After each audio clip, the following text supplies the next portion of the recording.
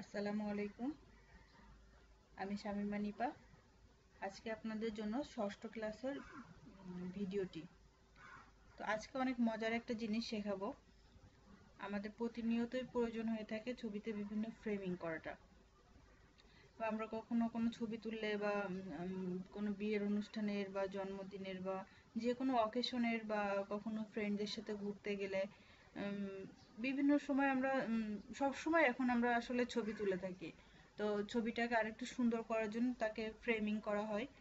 তো বিভিন্ন ফোনে বিভিন্ন রকমের ফ্রেমিং অ্যাপস আছে। তারপরেও যারা আমরা ফটোশপে কাজ পারি তারা প্রায় বিভিন্ন রিকোয়েস্ট শুনে থাকি যে কোনো ফ্রেন্ড হয়তো বা বলছে যে আমাকে একটু ছবিটা অনেক সুন্দর করে একটু ফ্রেমিং করে দাও, বা কোনো ছোট বোন ভাই বোন আত্মীয় স্বজন যারা আশেপাশে আছে, মানে কেউ যে জানে আর কি যে আপনি ফটোশপের কাজ পারেন, তো তাদের কাছ থেকে এই রিকোয়েস্ট আপনার প্রায় শুনতে হবে যে ছবিটাকে একটু ফ্রেমিং করে দিতে বা ছবিটাকে একটু সুন্দর করে দিতে। তো এই জন্য আমার এক ফ্রেন্ড আমাকে রিকোয়েস্ট করছে যে তার কিছু ছবিকে একটু ফ্রেমিং করে দিতে। এই জন্য আমি আজকে এই ভিডিওটা করার কথা মাথায় চিন্তা আসলো যে আজকে শেখাই সবাইকে যে কিভাবে ফ্রেমিং করতে হয়। তো আজকে আমি অনেকগুলো ওয়ে নিয়ে আলোচনা করব যে কিভাবে ছবিতে ফ্রেমিং করতে হয়। তো ফার্স্ট যে টপিকসটা থাকবে সেটার জন্য আমরা একটা ছবি ওপেন করে নিব। আর কিভাবে একটা ডকুমেন্ট ওপেন করতে হয় সেটা আমরা সবাই অনেক ভালোভাবে শিখে গিয়েছি, কারণ আজকে আমাদের ক্লাসে মানে 6 নম্বর ভিডিওটা আজকে চলছে, 6 নম্বর ক্লাস আজকে। তো দেখা যাক কিভাবে আমরা হচ্ছে ছবিটাকে ফ্রেমিং করব। ফার্স্ট ওয়েটা হচ্ছে আমি শেখাবো যে ব্রাশ টুল ইউজ করে কিভাবে হচ্ছে ছবিটাকে সুন্দর মতো ফ্রেমিং করতে পারি। তো এটার জন্য আমাদের ফার্স্ট যে কাজটা করতে হবে যে এই যে লেয়ার প্যালেট তো আছে, যে লেয়ার প্যালেটের এইখান থেকে এখানে ক্লিক করে সলিড কালার একটা অপশন আছে, তো আমরা এই সলিড কালারটা অপশনটাকে ক্লিক করব। ক্লিক করার পরে আমরা এখানে হোয়াইট কালারটা ডিফাইন করে দিব।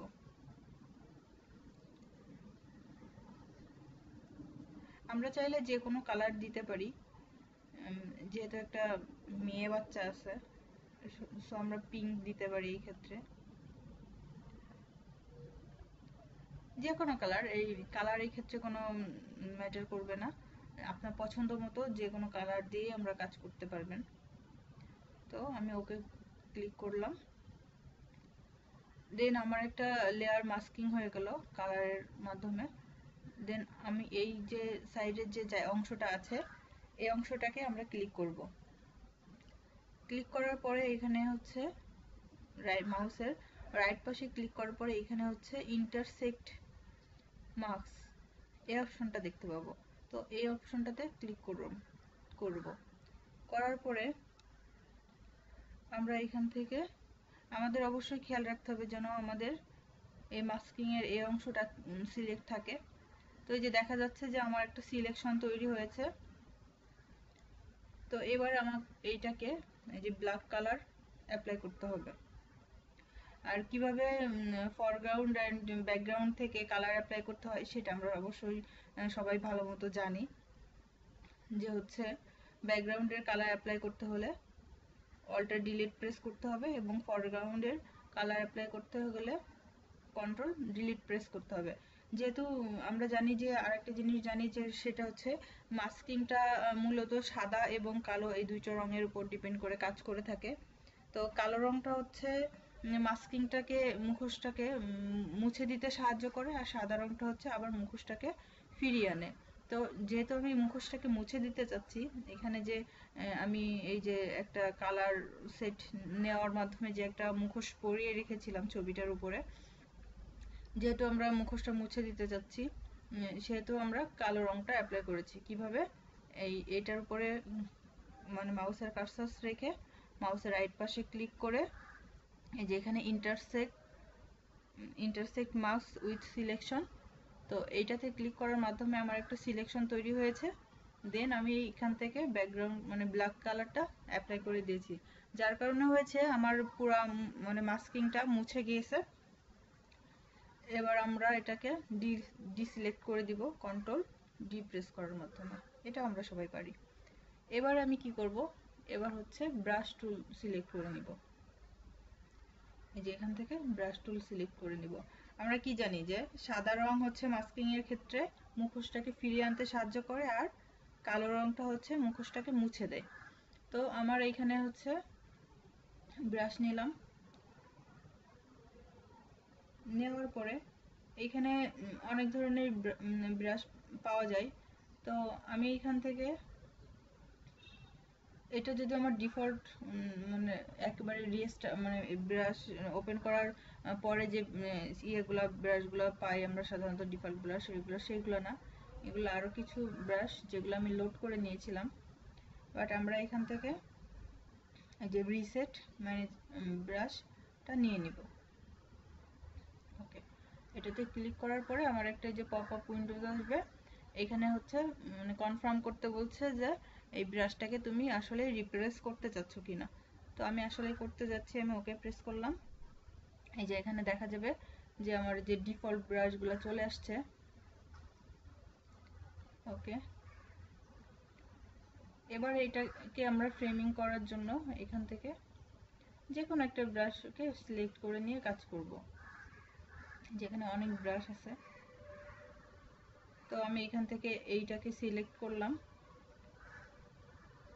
করে আমরা এখানে ব্রাশ পিসেট নিয়ে আজকে একটু আলোচনা করব।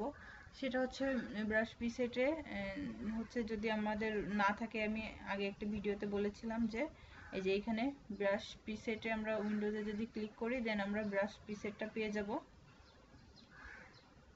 তারপরে এখান থেকে এই যে ব্রাশ পিসেট থেকে আমরা কি করব, এখান থেকে একটু অ্যাঙ্গেলটা ঘুরিয়ে দিতে পারি।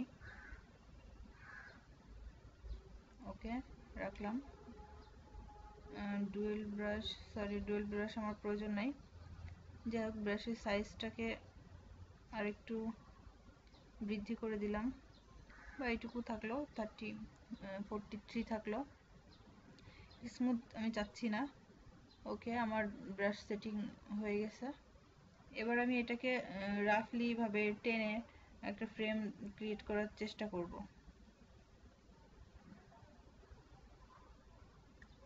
চারপাশ থেকে টেনে করার চেষ্টা করতেছি।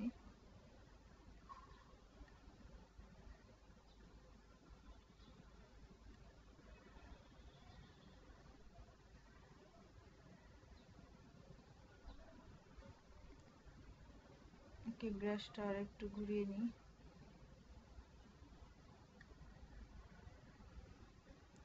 ওকে, এবার আমরা এই অ্যাঙ্গেলে ব্রাশটাকে ঘুরিয়ে নিলাম, নিয়ে এই যে যে এই পাশটা একটু মানে যেটা স্মুথ নাই, আমরা এই পাশটা নিয়ে একটু কাজ করলাম। এই যে একটা ফ্রেম করলাম আর কি, যেভাবে খুশি।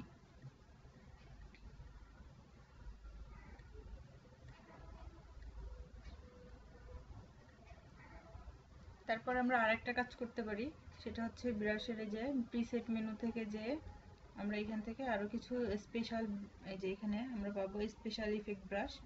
তো এইটা আমি লোড করে নিব এবার। ওকে, প্রেস করলাম। দেন আমরা কি দেখতে পেলাম, এখানে কিছু ফ্লাওয়ার অ্যান্ড এই যে একটা বাটারফ্লাই ব্রাশটা আমরা পেয়ে গেছি। তো আমি একটু বাটারফ্লাই ব্রাশটা ইউজ করলাম, এখান থেকে সিলেক্ট করে দেন আমাদের সেটিংয়ে একটু ভিন্নতা থাকতেই পারে। তো আমরা এখান থেকে শেপ ডাইনামিক করে নিব।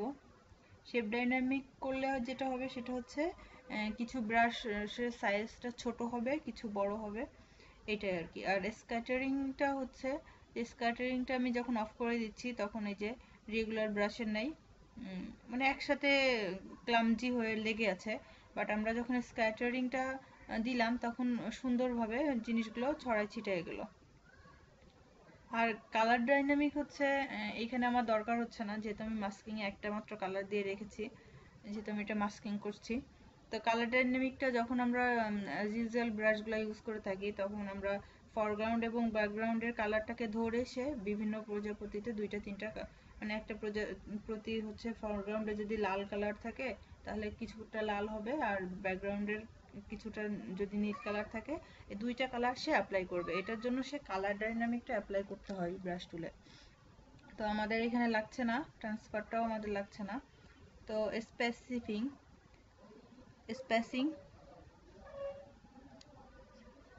স্পেসিং হচ্ছে যে মানে ব্রাশের গুলা কত দূরে দূরে থাকবে, যেহেতু আমার একটু বেশি স্পেসিং দরকার।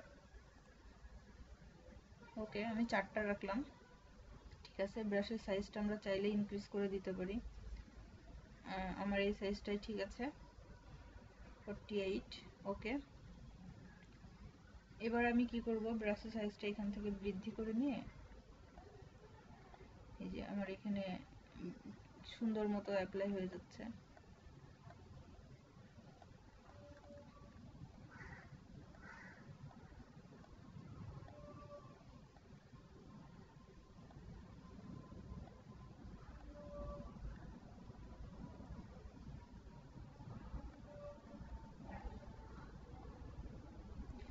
আমার কিন্তু যে শেপ ডাইনামিক দেওয়ার কারণেই কিন্তু বিভিন্ন ধরনের একটা প্রজাপতি এদিকে ঘুরে আসছে, একটা এদিকে ঘুরে আসছে। আমার যদি এটা না দেওয়া থাকতো তাহলে কিন্তু এটা আসতো না, শেপ ডাইনামিকটা।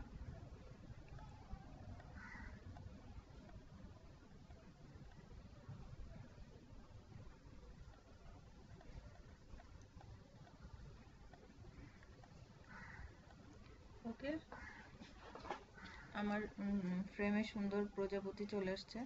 এবার আমরা চাচ্ছি যে অনেকগুলা প্রজাপতি আসলে ইমেজের মধ্যে চলে আসছে। তো এই ক্ষেত্রে আমরা কি করতে পারি, এই ক্ষেত্রেও আমাদের একটা ওয়ে আছে, সেটা হচ্ছে আমরা রাউন্ড ব্রাশ সিলেক্ট করে নিব। আমাদের স্পেসিং এর এখানে স্ক্যাটারিং শেপ ডাইনামিকের দরকার নাই। ওকে, এখান থেকে আমরা উঠিয়ে দিলাম।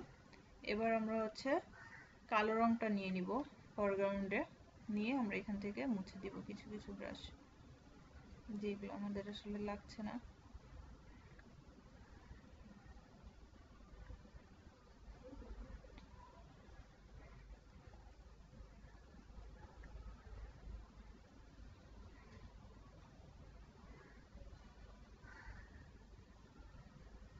ওকে, এগুলো আমরা মুছে দিলাম। ব্রাশের সাইজটা একটু ইনক্রিজ করে নিব, তাহলে আমরা দ্রুত কাজ করতে পারবো। এই যে সুন্দর একটা ফ্রেমিং আমরা করে ফেলেছি। তো এটাতে আমরা চাইলে এর উপর আমরা গ্রেডিয়েন্ট ইউজ করে সুন্দর সুন্দর কালার দিতে পারি, টেক্সচার দিতে পারি। তো এইভাবেই আমরা একটা ফার্স্ট যে ওয়েটা আমি দেখাতে চেয়েছিলাম যে কিভাবে ফ্রেমিং করতে হয় ফটোতে, তো এটা হচ্ছে ফার্স্ট ওয়ে। আর সেকেন্ড ওয়েটা আমি এখন দেখাই যে সেকেন্ড ওয়েতে মাধ্যমে আমরা কিভাবে ফ্রেমিংটা করতে পারি। তো তার জন্য আমি একটা ইমেজ ওপেন করে নিব। আমি কিছু ছবি ডাউনলোড করে রেখেছি। আমরা অনেক সময় ঘুরতে যাই, বেড়াতে যাই, ফ্যামিলি ট্যুরে যাই, ফ্রেন্ডদের সাথে যাই। তো সি বিচে বা কোথাও মজা করতে গেলে আমরা এই ধরনের গ্রুপ ছবি অনেক সময় তুলে, সবসময় তুলি। তারপরে হচ্ছে আমরা চাই যে এটাকে যদি একটু ফ্রেমিং করি তাহলে এটা আরো সুন্দর লাগে। তো আমরা আজকে আমি দেখাবো যে কিভাবে আরেকটা ওয়েতে, সেকেন্ড যে ওয়েটা আছে ওটার মাধ্যমে কিভাবে ফ্রেমিংটা আমরা করতে পারবো। তার জন্য আমাকে যেটা করতে হবে, এই যে ছবিটাকে নিলাম ডুপ্লিকেট করে।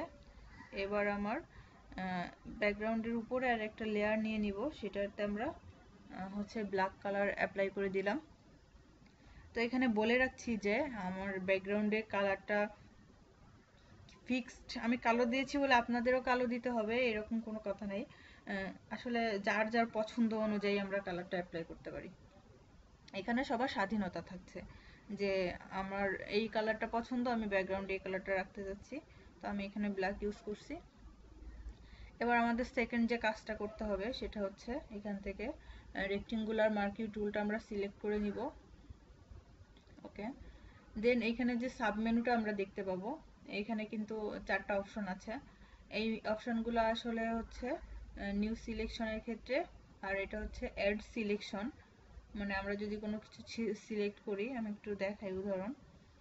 এই যে এটা হচ্ছে জাস্ট ফার্স্ট ওয়েটা হচ্ছে জাস্ট সিলেকশন তৈরি করে, এখানে প্লাস চিহ্নটার সাথে আরো কিন্তু কিছু শো করছে না।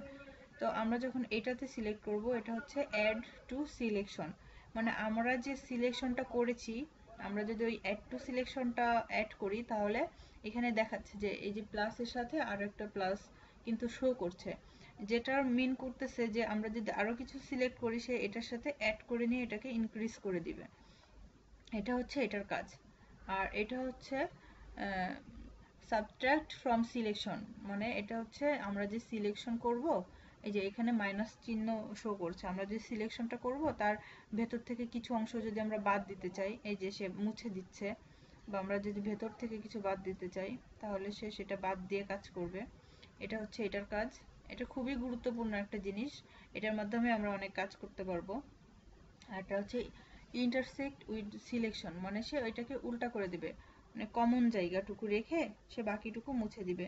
মানে আমার এই দুইটা জায়গায় যে কমনটুকু, সরি আমার সিলেক্ট হয়নি, হ্যাঁ, আমার এই দুইটা জায়গায় যে কমনটুকু থাকবে শুধু ওইটুকু রেখে সে বাকিটুকু মুছে দিবে। এই যে আমার এখানে দুইটা জায়গায় এখানে কমন হচ্ছে যেটুকু, সেইটুকুকে সে রাখবে বাট, এবং বাকি সবটুকুকে মুছে দিবে। এই সাবমেনুটার এই 4টা কাজ হচ্ছে দেখালাম, এটা দিয়ে আমরা পরে বিভিন্ন কাজ দেখব। ওকে, আমার ফার্স্ট কাজ হচ্ছে এখন ফ্রেম তৈরি করতে হবে। তো তার জন্য আমি হচ্ছে এই যে সাবট্রাক্ট সিলেকশনটা হচ্ছে সিলেক্ট করলাম। ফার্স্টে আমার কি করতে হবে, একটা ফ্রেম নিতে হবে যে কোনো সাইজের। হ্যাঁ, এই সাইজের ফ্রেমগুলো একটু সুন্দর লাগে দেখতে, তো আমি এই সাইজটা নিয়ে নিলাম। এবার আমার কি করতে হবে, এইখান থেকে কিছু অংশ আমি সাবট্রাক্ট করে ফেলবো, মানে বিয়োগ করে দিব। তো তার জন্য আমার কি করতে হয়েছে, যে এই রেক্টেঙ্গুলার মার্কিং টুলটা সিলেক্ট করার পর এই সাবমেনু থেকে এই যে সাবট্রাক্টটা আমি সিলেক্ট করে নিয়েছি, যার কারণে আমার এখানে মাইনাস শো করছে। তো আমি এবার এখানে কি করব, এখান থেকে কিছু অংশ মুছে দেব।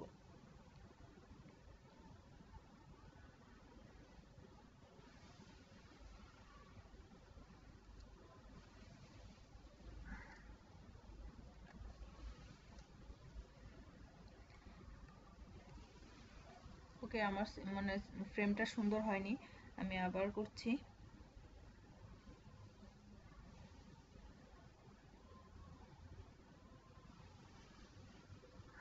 আমরা এই ফ্রেমটা করার সময় একটু ধরে করব যাতে সুন্দর হয়, ব্যাপারটা দেখতে সুন্দর লাগে, কারণ ফ্রেমিংটা আমরা করে থাকি মূলত একটা ছবির সৌন্দর্যকে আরো একটু বৃদ্ধি করে দেওয়ার জন্য। তো সেই দিকটা আমাদের খেয়াল রাখতে হবে যেন আমাদের জিনিসটা আরো বেশি সুন্দর হয়। তো এখান থেকে আমি সাবট্রাক্ট করে দিই।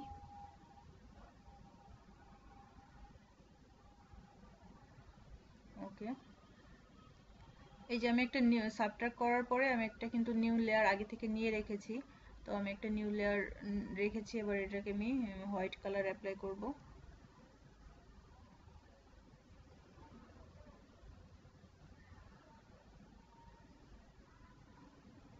ওকে, দেন কিভাবে হোয়াইট কালার অ্যাপ্লাই করতে হয় এটা আমরা জানি।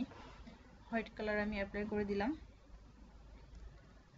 এবার এটাকে আমরা ডিসিলেক্ট করে দিব। ডিসিলেক্ট কিভাবে করতে হয় এটাও আমরা জানি, কিভাবে করতে হয়, কন্ট্রোল ডি প্রেস করে। ওকে, আমার একটা ফ্রেম হয়ে গেল। এই যে আমি ফ্রেমটাকে সুন্দরভাবে মুভ টুল দিয়ে নাড়াচাড়া করতে পারতেছি, সাথে সাথে লেয়ারটাও সিলেক্ট হয়ে যাচ্ছে। এটা কিভাবে হচ্ছে, এই যে এখানে আমার অটো সিলেকশন নামে একটা টুল আছে, এটাতে যদি আমি শো করি, মানে ক্লিক দিয়ে রাখি, তাহলে সে কি করবে, আমরা ফ্রেমের মধ্যে, পুরো ফ্রেমের মধ্যে যে কোনো অবজেক্ট থাকুক না কেন, সেটাতে যদি আমরা সিলেক্ট করি সে অটোমেটিকলি ওই লেয়ারটাকে সিলেক্ট করে নিবে। এই যে আমি এখন ফ্রেমের লেয়ারটাকে সিলেক্ট করলাম, সে কি করলো, এই লেয়ারটাকে সিলেক্ট করে নিল। আমরা এবার যদি ইমেজটাকে সিলেক্ট করি, সে ইমেজটাকে সিলেক্ট করে দিল। ওকে, তাহলে আমরা কাজ করার সময় আর এই যে অটো সিলেকশন টুলটা, মানে সাব মেনুটাকে সিলেক্ট অবস্থাতে রাখবো। দেন আমার কাজ হচ্ছে এটাকে একটু আমি একটু স্পেশাল ইফেক্ট দিতে চাচ্ছি ফ্রেমটাকে। তো আমরা কি করতে পারি, এখানে রাইট পাশে ক্লিক করে থেকে ব্লেন্ডিং অপশনে গেলাম। ওকে, ব্লেন্ডিং অপশন থেকে এই যে আমার এখানে ড্রপ শ্যাডো এটা আসছে, তো আমি এটা একটু এডিট করব, যে আমি চাচ্ছি যে না, যে শ্যাডোটা আসছে এটা আমার ভালো লাগছে না। তো আমি এখান থেকে একটু শ্যাডোর সাইজটা ইনক্রিজ করে দিলাম। ওকে, 51 ডিস্টেন্স,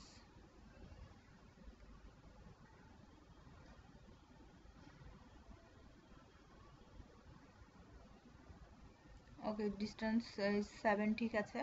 এবার আমি ওকে করে দিচ্ছি। ওকে, নেক্সট যে কাজটা আমি করব সেটা হচ্ছে এই লেয়ারটাকে কপি করে নিব, মানে ফ্রেমটাকে। তো কপি করার জন্য আমরা লেয়ারে ক্লিক করে এখান থেকে এই যে ডুপ্লিকেট লেয়ার, ওকে, এভাবে কাজ করতে পারি। বাট এটাতে একটু টাইম লাগে, তো যার কারণে আমরা আগেই জানি কোনো লেয়ারে সিলেক্ট করে কন্ট্রোল যে প্রেস করলেও আমাদের লেয়ারটা মানে কপি হয়ে যায়। হ্যাঁ, ওইটাই মানে এটা হচ্ছে এটা শর্টকাট, আসলে আমরা কিভাবে কিবোর্ড থেকে দ্রুত কাজ করতে পারি। তো ঠিক আছে, এই যে আমার 3টা লেয়ার হয়ে গেছে কপি করা। তো আমি হচ্ছে এটাকে ইয়ে করে নিব, ফ্রেমটাকে বিভিন্ন জায়গায় বসাই দিব সুন্দর মতন করে। তো যে কোনো লেয়ার বা অবজেক্ট মুভ করতে গেলে কি করতে হবে, আমাদের মাউসের লেফট পাশেরটা মানে ক্লিক করে রেখে ড্র্যাগ করলে কিন্তু আমাদের ইয়েগুলো অবজেক্টগুলো মুভ করবে। ওকে, এবার আমি বিভিন্ন জায়গায় লেয়ারগুলোকে সুন্দর মতো বসিয়ে দিব।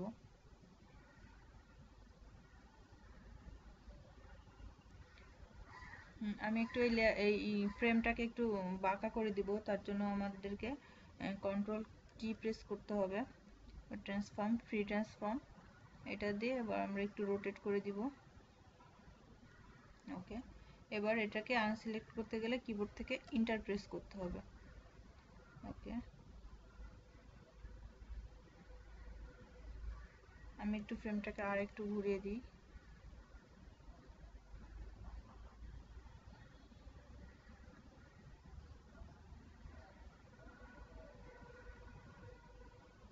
ওকে, এভাবে আমরা বিভিন্নভাবে ফ্রেমটাকে সেট করে নিব।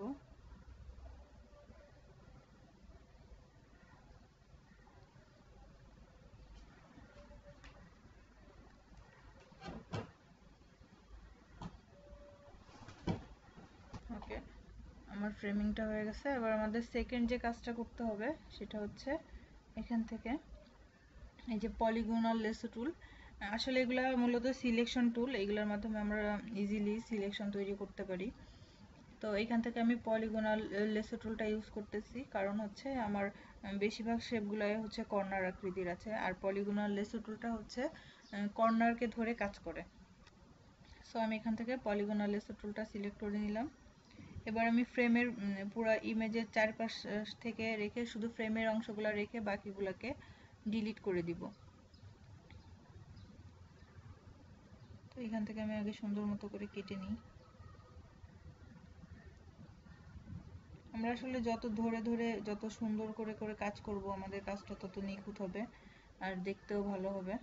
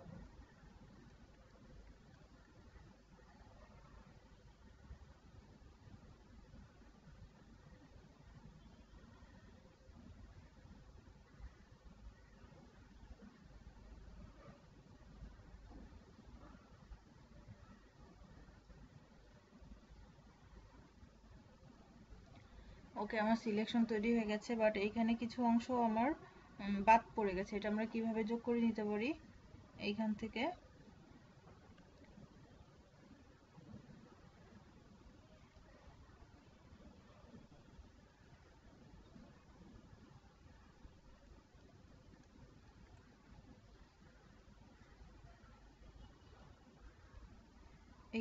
আমরা কিছু অংশ যেহেতু বাদ পড়ে গেছে, সেহেতু এখান থেকে আমরা ইজিলি হচ্ছে কিছু অংশটা যোগ করে নিব।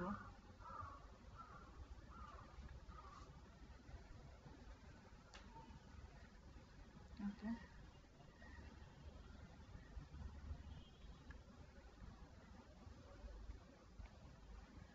আমার আমার সিলেকশন এবার তৈরি হয়ে গেছে। এবার আমরা এই ইমেজের কিছু অংশ বাদ দিতে চাই, সো আমরা এটার সাথে মাস্কিং করে দিলাম।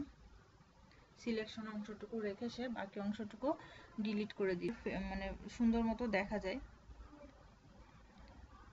তো আমরা হচ্ছে এই ফ্রেমটার সব অংশটা হচ্ছে মুছে দিতে চাচ্ছি।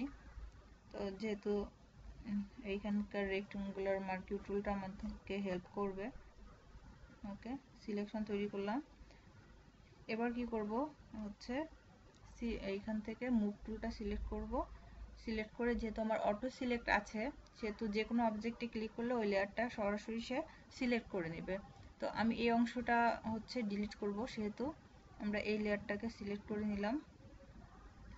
সিলেক্ট করে এবার আমরা যদি কিবোর্ড থেকে ডিলিট প্রেস করি, মানে এই ফ্রেমের ভেতরে যে লেয়ারটা থাকবে সেটুকু ডিলিট হয়ে যাবে। এবার আমি চাচ্ছি যে এই অংশটুকু ডিলিট হোক, তো আমি এই হচ্ছে ইয়েটাকে অবজেক্টটাকে সিলেক্ট করলাম। সাথে সাথে সে এই লেয়ারটা ডিফাইন করে দিল যে এই ইয়েটা অবজেক্টটা এই লেয়ারে আছে।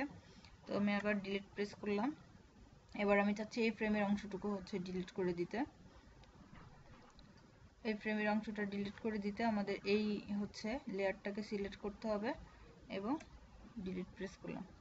ওকে, আমাদের এই লেয়ারটা ক্লিয়ার হয়ে গেল। এবার হচ্ছে আমরা এটা ডিসিলেক্ট করব, কন্ট্রোল ডি প্রেস করে।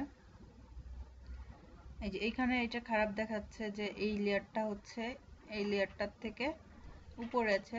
তো আমরা কি করব, এই লেয়ারটাকে সিলেক্ট করে কিবোর্ড থেকে কন্ট্রোল এবং সেকেন্ড ব্র্যাকেট যে অপশনটা আছে ওটা থেকে রাইট পাশে যেটা আছে ওটা ক্লিক করলে আমার লেয়ারটা সিলেক্ট করা লেয়ারটা উপরে উঠে যাবে।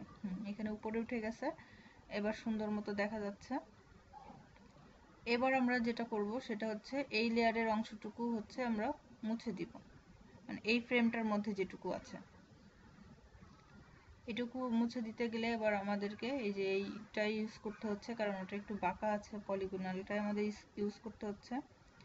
তো পলিগোনালের মাধ্যমে আমরা ফ্রেমটার পুরা 4টা কোণাতে আমরা সিলেকশনটা তৈরি করে নিব। ওকে, এবার আমরা মুভ টুল সিলেক্ট করব।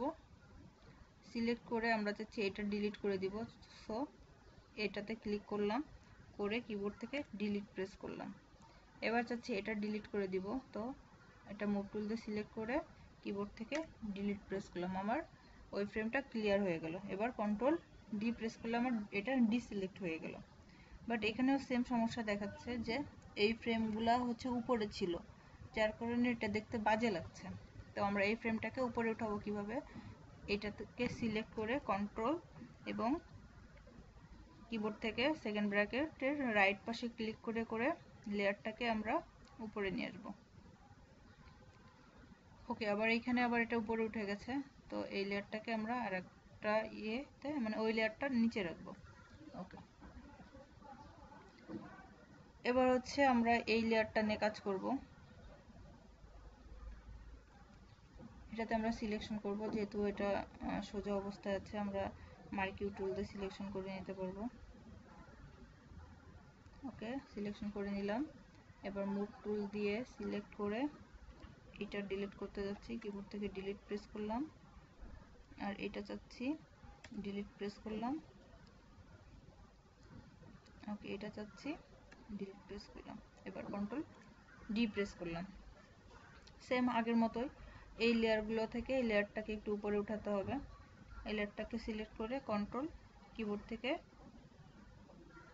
সেকেন্ড ব্র্যাকেটের রাইট পাশেটা ক্লিক করে লেয়ারটাকে উপরে উঠিয়ে দিলাম।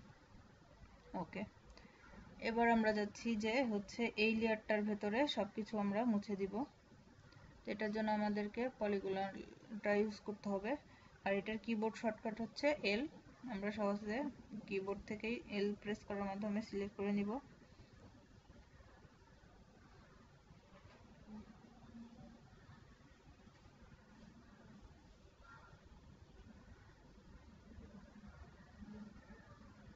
ওকে, এবার আমরা কিবোর্ড থেকে আমি ভি প্রেস করে হচ্ছে মুভ টুলটা সিলেক্ট করে নিয়েছি। এবার আমি হচ্ছে এইটা ডিলিট করে দিব।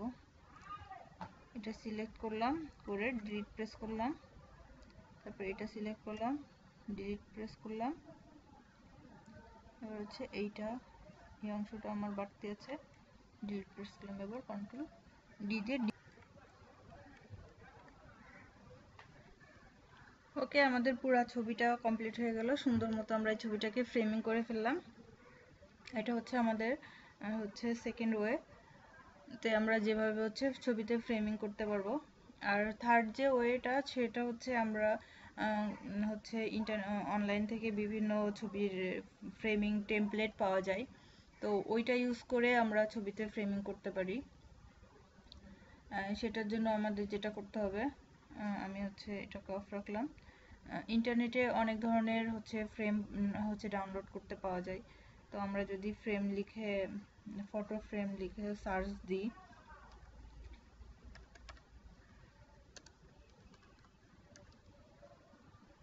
ফটো ফ্রেম টেমপ্লেট, এটা হচ্ছে পিএনজি ফরম্যাটটা। তো পিএনজি ফরম্যাট লিখে যদি আমরা সার্চ দিই, তো অনেক পিএনজি ফরম্যাট আমরা অনলাইন থেকে ডাউনলোড করে নিয়ে কাজ করতে পারবো।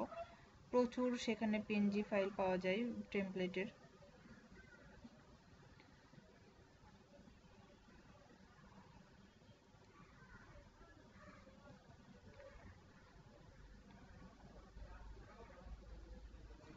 এই যে এখানে প্রচুর টেমপ্লেট পাওয়া যায়। তো আমরা আমাদের পছন্দ অনুযায়ী যে কোনো টেমপ্লেট ডাউনলোড করে আমরা ছবিটাকে জাস্ট বসাই দিলেই আমাদের হয়ে যাবে। ফ্রেমিংটা অনেক ইজি, এভাবে আমরা করতে পারবো। তো আমি ভাবে, তো আমার একটা পিএনজি ফাইল ওকে,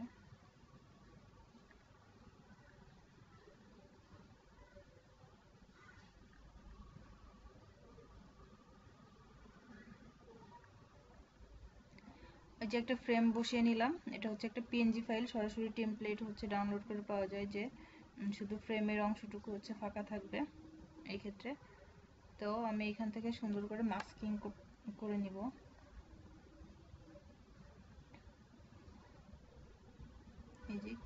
এই যে মেয়েটার ছবিটা সুন্দর মতো চলে এসছে। বা এটা আমরা মাস্কিং না করেও সরাসরি ইউজ করতে পারি।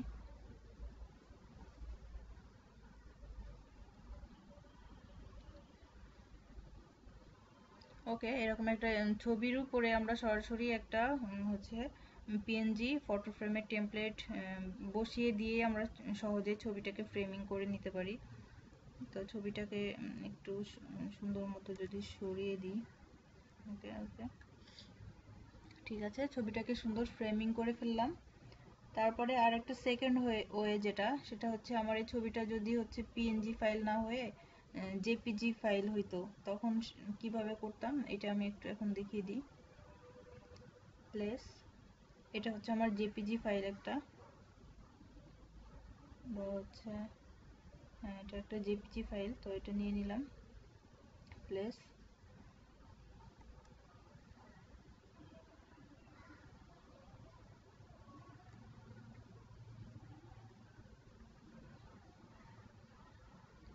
তো এটা তো জেপিজি আছে, তো সেই ক্ষেত্রে কি করব, সেই ক্ষেত্রে আমার এটাকে মাস্কিং করতে হবে। এখান থেকে মাস্কিং নিয়ে করতে হবে। বাট আমরা যখন কোনো ইমেজ প্লেস করব, তখন আমরা দেখব যে এটা স্মার্ট অবজেক্ট আকারে প্লেস হবে। তো এটাকে আমাদেরকে রাস্টারাইজ করে নিতে হবে, তা না হলে আমরা কোনো কাজ করতে পারবো না। আর স্মার্ট অবজেক্ট সম্পর্কে আমরা সবাই জানি যে সেটা কিভাবে কাজ করে। তো আমরা স্মার্ট অবজেক্টকে যদি রাস্টারাইজ না করে নিই, সেক্ষেত্রে আমরা কাজ করতে পারবো না কোনো। সো আমি রাস্টারাইজ করে নিয়ে দেন কাজ করব। এবার ব্রাশ সিলেক্ট করলাম, এখান থেকে স্মুথ একটা ব্রাশ সিলেক্ট করে নিলাম, নিয়ে আমরা এটাকে মাস্কিং করে দিলে আমাদের খেয়াল রাখতে হবে যে এখানে যেন ডুয়েল ব্রাশটা না থাকে, কোনো অপশন না থাকে যেন। এই যে আমরা সুন্দর মতো মাস্কিং করে দিয়েও আমরা ফ্রেমিংটা করতে পারি। মানে ফার্স্ট যে ওইটা একটা ফ্রেমের যদি জেপিজি ফাইল না পাই, মানে পিএনজি ফাইল যদি না পাই, জেপিজি পাই, সেই ক্ষেত্রে এইভাবে করতে পারি সুন্দর মতো করে। ওকে, যেহেতু আমি মুছে ফেলেছি অংশ, সেহেতু আমাকে আবার ফ্রি আনতে হবে এই অংশগুলোকে।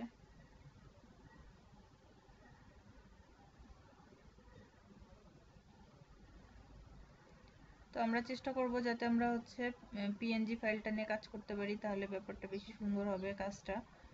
তো এই ছিল আজকে আমাদের 3টা ফ্রেমিং, কিভাবে আমরা ফ্রেমিং করতে পারি।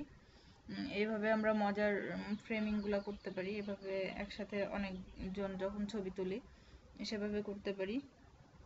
তো আমরা কাজগুলো করে ফেলবো, আর অবশ্যই সবাইকে হেল্প করব যে ফ্রেমিং করার ব্যাপারে। নিজেরা শিখে এখন নিজেদের ছবিগুলোকে আমরা ফ্রেমিং করে ফেলবো। সবাই গ্রুপে কাজ জমা দেন, আর সবাই অনেক প্র্যাকটিস করেন, যেটা আমি সবসময় বলে থাকি। তো ভালো থাকবেন, আল্লাহ হাফেজ। পরবর্তী টিউটোরিয়ালে আবার দেখা হবে।